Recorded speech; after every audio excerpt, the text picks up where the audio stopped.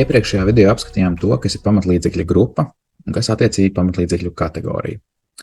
Bet grupai ir tā iespēja iestatīt pamatlīdzeklim noklusēto nolietojuma metodi, jeb liederīgās lietošanas laiku. Modulī pamatlīdzekļi pie iestatījumiem dzīvo visas nolietojuma metodas.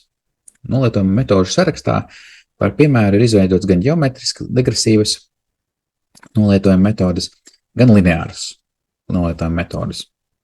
Atversim tagad, piemēram, 60 mēnešu, jeb 5 gadu lineāru nolietojuma metodi.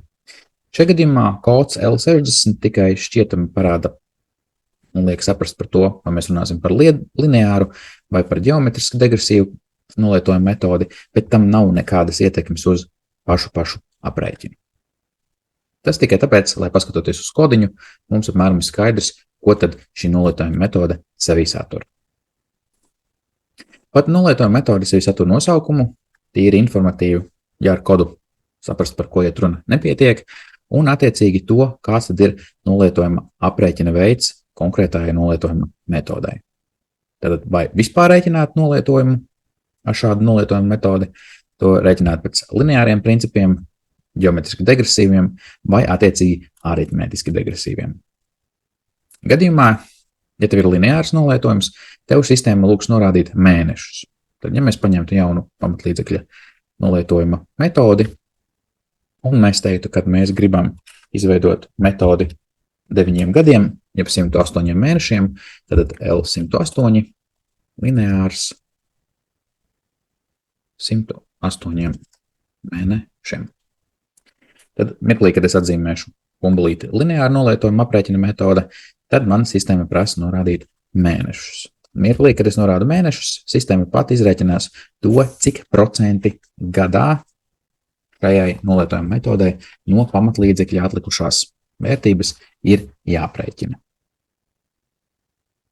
Un ierakstu saglabāšu. Ja mums būtu degresīva metode, tad mēnešu netiek prasīt norādīt, tad tev prasa norādīt tikai procentus gadam un attiecīgi tad to, cik daudz tiks aprēķināts pēc ģeometriskas nolietojuma metodas principiem nolietojums vienā gadā. Šajā gadījumā spiedīšu atcelt un atstāšu šo kā lineāru nolietojumu metodi.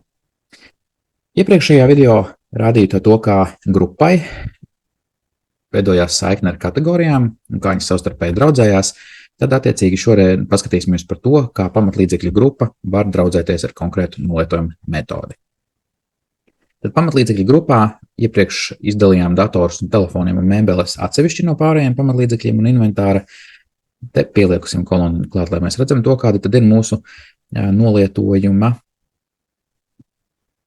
metode, gan finanšu nolietojumam, gan nodokļu nolietojumam. Tad nodokļu nolietojumi šajā gadījumā visur ir tukšs, bet finanšu nolietojumu gadījumā pārējie pamatlīdzekļi visi norakstīsies 60 mēnešu, jeb 5 gadu laikā.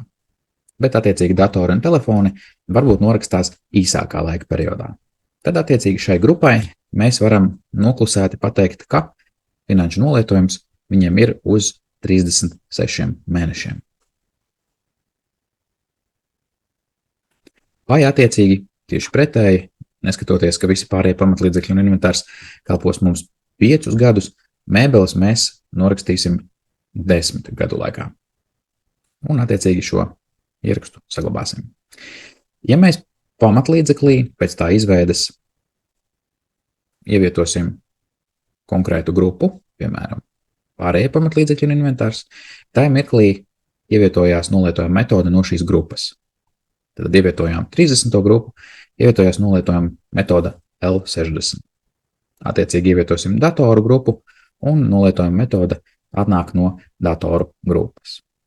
Šajā gadījumā telefons Sams ir piederīgs pie datoru un telefonu grupas, kas attiecīgi ir pēc aprēķina metodas un grāmatošanās metodas tāpat būs piederīga 1230 kategorijai un grāmatosies tieši tāpat kā vispārējie pamatlīdzekļi un inventārs. Bet neskatoties to, ka datori un mobilie telefoni mums ir paredzēti lietošanai 36 mēnešus, kaut kādu iemeslu dēļ mēs šo konkrēto telefonu nolietosim mazliet ātrāk. Tad, neskatoties uz nolietojuma metodes, kas atnāca no pamatlīdzekļa ievietotās grupas, tev ir iespēja šo nolietojuma metodi arī pamatlīdzeklī izmainīt. Tad šajā gadījumā pārliksim, ka šis telefons mums kalpos tikai 2 gadus, jeb 24 mēnešus. Tā nu lūk ievietojās nolietojuma metodes pamatlīdzeklī no attiecīgās grupas. Ja kaut kāda iemesla dēļ tev nepieciešams aizpildīt arī nodokļu nolietojuma sadaļu, tad gan grupā ir iespēja ievietot šo nodokļu nolietojuma metodi vai attiecīgi līdzīgi kā finanšu nolietojumam to pēcāk koriģēt pašā pamatlīdzekļa ierakstā.